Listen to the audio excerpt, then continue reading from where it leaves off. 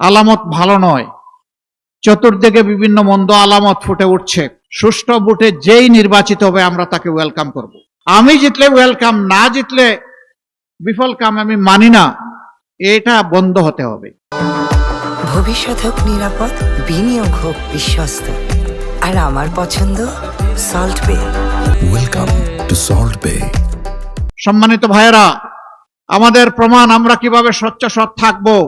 আমাদের দুইজন শহীদ নেতা, আমাদের সাবেক আমির শহীদ মৌলানা মতিউর রহমান নিজামী এবং শহীদ সেক্রেটারি জেনারেল জনাব আলী আহসান মোহাম্মদ মুজাহিদ, তারা তিনটি মন্ত্রণালয়ে দুই পর্যায়ক্রমে এই দুই দায়িত্ব পালন করেছিলেন।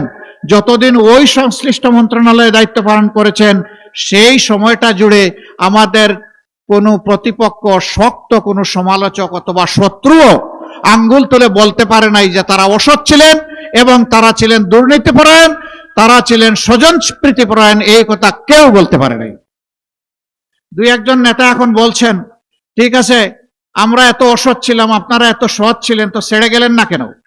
আমরা ছেড়ে যাইনি এই কারণে, অন্তত তিনটা মন্ত্রণালয় বেঁচে যাক, দুর্নীতির হাত থেকে রক্ষা পাক, কিছু একটা ঠিকানা মানুষ পেয়ে যাক এবং বাংলাদেশের মানুষের মনে আস্থা তৈরি হোক। ভালো মানুষের হাতে দেশ গেলে সৎ থাকা সম্ভব, দুর্নীতিও দূর করা সম্ভব।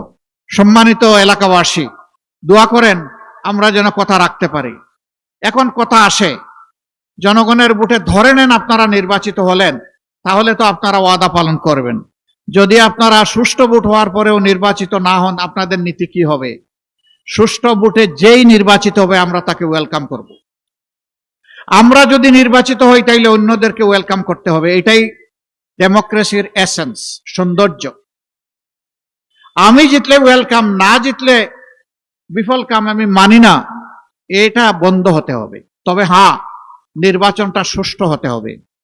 আলামত ভালো নয়। চতুর্দিকে বিভিন্ন মন্দ আলামত ফুটে উঠছে।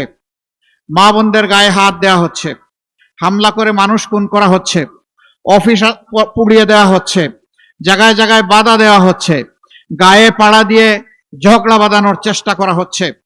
আমরা নির্বাচন কমিশন এবং সরকারকে বলতে চাই, আপনারা বলেছেন সুষ্ঠু এবং ইতিহাসের সবচেয়ে শ্রেষ্ঠ নির্বাচন আপনারা উপহার দেবেন। এখন পর্যন্ত জনগণ আশঙ্কায় আছে, আশ্বস্ত হয়নি। আপনারা উপযুক্ত পদক্ষেপ নিয়ে জনগণকে আস্থায় আনেন। যদি আস্থায় না আনেন তাহলে ব্যর্থতার দায় আপনাদেরকে বহন করতে হবে। যারা আজকে আমাদের সহকর্মীদের গায়ে হাত দিচ্ছেন তাদের প্রতি অনুরোধ, ভাই এখন তো ভরা মাঘ মাস, শীত একটু কম হলেও এখনো যদি মাথা গরম হয়ে যায়, চৈত্র মাসে কি করবেন? একটু মাথাটা ঠান্ডা রাখুন, একটু অন্যকে সম্মান করুন। গাল ভরে যে গণতন্ত্রের কথা বলেন সেই গণতন্ত্রের পথ ধরে হাঁটুন। আপনার কর্মসূচি আপনি নিয়ে যান, জনগণকে বুঝান। এদেশের শতভাগ মানুষকে যদি আপনি আপনার সাথে বুঝিয়ে সুঝিয়ে নিয়ে যেতে পারেন, আপনাকে অভিনন্দন জানাবো। কিন্তু গায়ের জোরে পুরানা কায়দায় যে কোনো ভাবে নির্বাচনকে নিজের অনুকূলে নেওয়ার চেষ্টা করবেন, আমাদের যুব সমাজ ঘুমিয়ে পড়েনি।